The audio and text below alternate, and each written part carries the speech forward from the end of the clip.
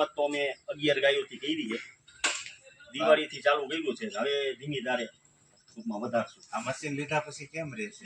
અરે એકદમ perfect machine છે, બરાબર, કોઈ જાતનો ફોલ્ટ છે નહીં. અમે તો ઘણા બધા આટકોટ અને જસદણમાં ઘણા બધા મશીન જોયા હતા, બરાબર, પણ અમને જે અમારી એક જૂની ગૌશાળા અમારી જે હતી અહીંયા આ જ મશીન હતું, અને હકીકત અમને જે આ લાયન્સનું જે અનુકૂળ આવ્યું એ બીજા મશીન બીજી કંપનીનું ભલે નામ નથી દેવું, પણ બીજા કરતાં બેટર વસ્તુ આ છે.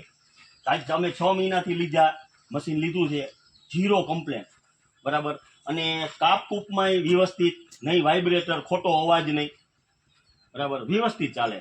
તો તમારે કેટલું દૂધ કરે છે ગાયું? અત્યારે અમારે 80 થી 90 લીટરની વચ્ચે દૂધ થાય છે. શરૂઆત છે એટલે થોડીક ધીમી છે, બાકી હવે ધીમી ધારે ટૂંકમાં ગાયોનું વધારો કરશો દૂધના પ્રોડક્શનમાં. વેચો છો શું ભાવે?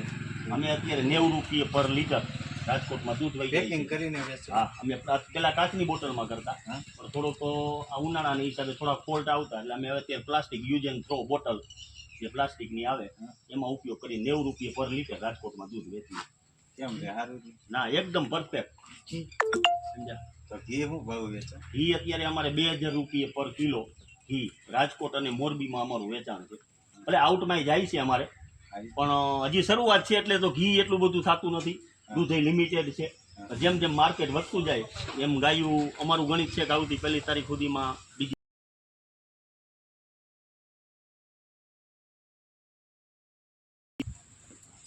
મશીન લીધા પછી રાડું તો ક્યાંય કાઢવાનું નથી. જો મશીનનો મોટો બેનિફિટ એ છે, નીરનો એક બગાડ તો થવાનો નથી. અમારું તમે આ જોઈ શકો 1% અમારું ટૂંકમાં નિરણ લીલી નિરણ હોય 1% બગાડ ન થાય, કારણ કે આનું ઝીણો ઝીણો કટકો થાય ડાયરેક્ટ ગમાણમાં વહી જાય, એક ખોબોય ક્યાંય વેસ્ટ જાતું નથી. એટલે સૌથી મોટું મશીનની કિંમત જે છે એના કરતાં તો એ બેનિફિટ વધારે થાય કે તમારો કોઈ બગાડ નથી થતો. એટલે મશીનનો પૂરેપૂરો બેનિફિટ છે એમ. એવું છે, મશીન નહોતું લીધું એ પહેલા અમે પેલી ગાય લીધી ને પેલું મશીન લીધું. એનું કારણ એ છે કે અમારે જૂની જે ગૌશાળા ટૂંકમાં તબેલો હતો અહીંયા અમારું આ મશીન હતું, એટલે અમને ખબર છે કે ભાઈ ગાયું કે ભેંસું લ્યો ને એટલે મશીનની સૌથી પહેલી જરૂરિયાત થાય, નકર ઓગઠ વધારે નીકળે. એટલે અમે પેલી ગાય લીધું અને સીધું જ આ મશીન લીધું. એટલે અમારે લગભગ આ મશીન લીધા પહેલા બગાડ કેટલો થતો હતો એવું જૂના તબેલામાં હતું બધું, બાકી આમાં તો અમારે કઈ એવું થયું જ નથી, કારણ કે પહેલી જ અમે નક્કી કર્યું હતું મશીન પહેલા લઈ લેવું છે, પછી જ ગાયો લેવી છે. જોકે આમ તો અમારો મૂળ બિઝનેસ છે હાર્ડવેર મેન્યુફેક્ચર.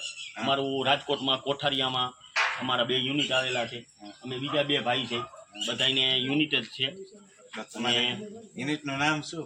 અમારા યુનિટનું નામ રૂબી અને ઋષિ છે, બરાબર. પછી અમે આ બાજુ કેમ વળ્યા ગાયુંનો આ તબેલા બાજુ? એમાં એવું છે કે આ એક તો અમારો શોખ હતો કે ભાઈ અમારે ભેંસું કરતા ગાયુંની સેવા પણ થાય, પણ સેવા એ રીતને ખાલી મફતની સેવા નહીં કે એમાંથી કંઈક આપણે 5 પૈસા મળવાઈ જોઈએ, એ રીતની ગાયોની સેવા થાય. એટલે અમને થોડોક શોખ હતો, એટલે હાર્ડવેર લાઈનમાંથી અમે આ તરફ વળ્યા અને બસ આ રીતની સ્ટાર્ટઅપ અમે કર્યું છે.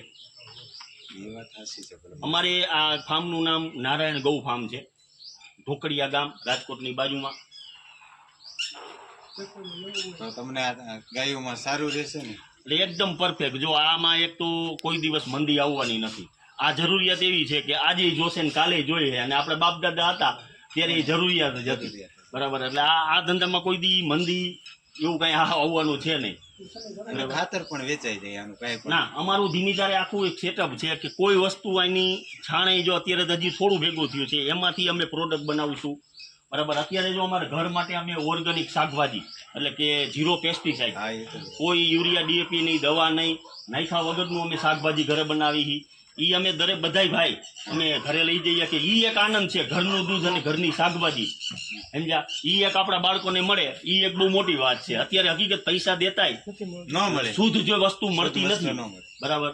એ અમે અત્યારે અમે 100% ગેરંટીથી રાજકોટમાં જેટલા અમારા કસ્ટમર છે અમે 100% ગેરંટીથી કહી. જો અમારે સીસીટીવી કેમેરા છે, મેં સીસીટીવી કેમેરાના અમે એક્સેસ પણ આપી દઈ કે અમારી અહીંયા જર્સી ગાય નથી, ભેંસ નથી, અમારે જે છે એ દેશી અને ગીર ગાયો છે, બરાબર. એટલે શુદ્ધતા શું છે એ તમે એક વખત અમારું દૂધ લઈ લ્યો, જોઈ લ્યો, ટેસ્ટ કરો, પછી ચાલુ કરજો, બરાબર. એટલે 100% વિશ્વાસપાત્ર અમે દૂધ રાજકોટમાં આપીએ છીએ અને 90 રૂપિયે પર લીટર રાજકોટમાં દૂધ આપીએ છીએ અને 2000 પર કેજી ઘી અમે રાજકોટ અને મોરબીમાં અમારું વેચાણ થઈ જાય છે. તો પછી હું મૂંઝાવાનું હોય ભલામણા.